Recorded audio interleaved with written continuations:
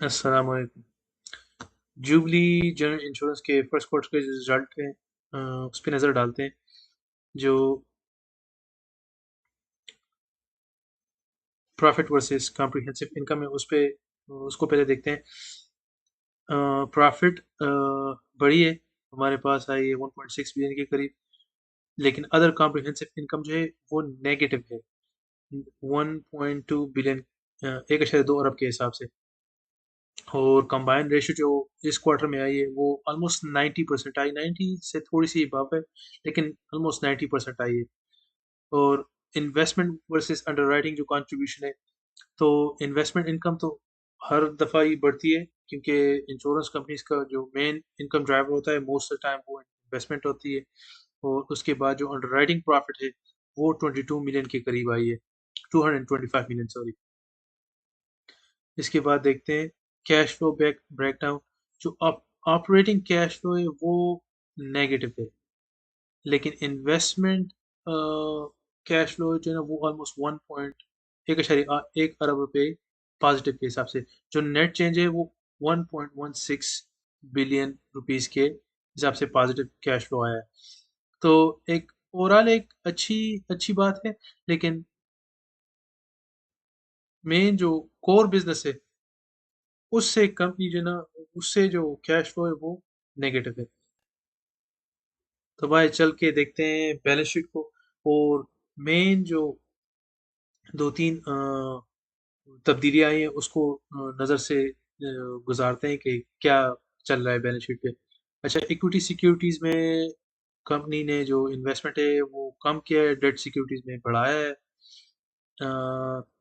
री insurance recoveries against outstanding claim ये भी बढ़ी है। अच्छा, कैश देखते हैं, cash and bank balances. Cash almost 3.9 अरब पे चला गया 2.6 से, तो अच्छी बात है। Pre payments 6 billion, okay. तो टोटल एसेट्स बढ़े हैं 65 बिलियन से 67 बिलियन तक। और दूसरी बात, इक्विटी पोजीशन थोड़ी सी डाउन है। आगे चल के देखते हैं कि क्यों डाउन है। 22 बिलियन से 19। अच्छा, underwriting provision including outstanding claims I, including IBNR, अच्छा ये बड़ी है। अनअर्न्ड प्रीमियम रिजर्व वो भी बड़ी है।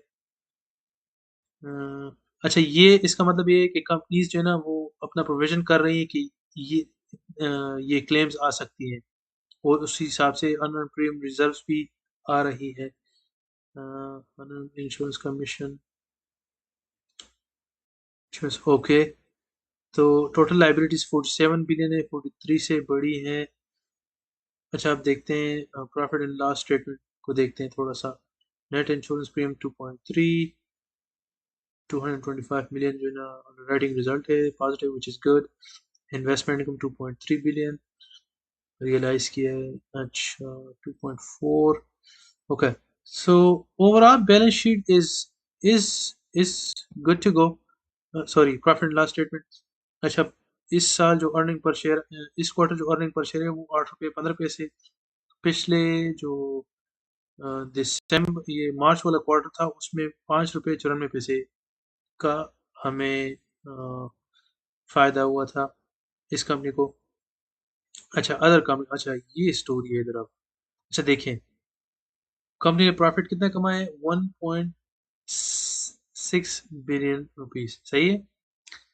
अब स्टोरी यहाँ पे देखते हैं कि foreign currency transaction, okay.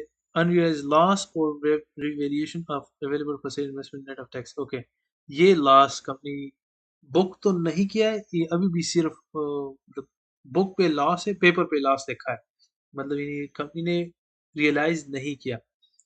Reclassification में adjustment of gain, okay, loss. तो अच्छा, इसका मतलब ये है कि कंपनी ने शेयर्स बाय किए हैं, या जो भी चीज बाय की बाय, बस चलो स्टॉक मार्केट के लिहाज से देखते हैं। कंपनी ने दूसरी कंपनी के शेयर्स बाय किए, और उस वक्त था प्राइस 100 रुपये। अब जो है ना 100 रुपये से नीचे आके 80 रुपये पे, तो 20 रुपये का लॉस जो है ना कंपनी अपने बुक्स में बता रही है कि इतना हमने लॉस किया है। सो बेसिकली इट्स ये अकाउंटिंग टर्म्स है, तो इस ये वरीसम नहीं है, लेकिन बस वो मैं देख रहा था कि ये इक्विटी जो नीचे क्यों गई है 22 से 19 पे, उसकी वजह यही है।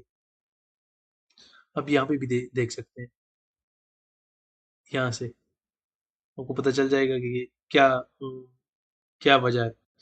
सो ओवरऑल अच्छा, अब कैश फ्लो जो स्टेटमेंट्स है, cash flow generated from operating activities 29 million जो है ना नेगेटिव है, और इन्वेस्टमेंट से 1.1 अरब रुपए पॉजिटिव है, और डिविडेंड पे, अच्छा लास्ट ईयर जो डिविडेंड पे किया है वो शो होगा इस साल के एंड पे, नेट कैश जनरेटिंग, और या शायद नेक्स्ट क्वार्टर में यहाँ पे आ जाए, क्योंकि यहाँ पे तो रियलाइज किया है कंपनी ने, ये देखिए बैंक कैश डिविडेंड 6 रुपये पर शेयर, जो कि है 1.1 अरब रुपए।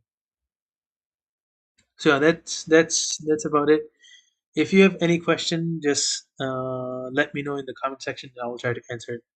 Thank you. Allah Hafiz.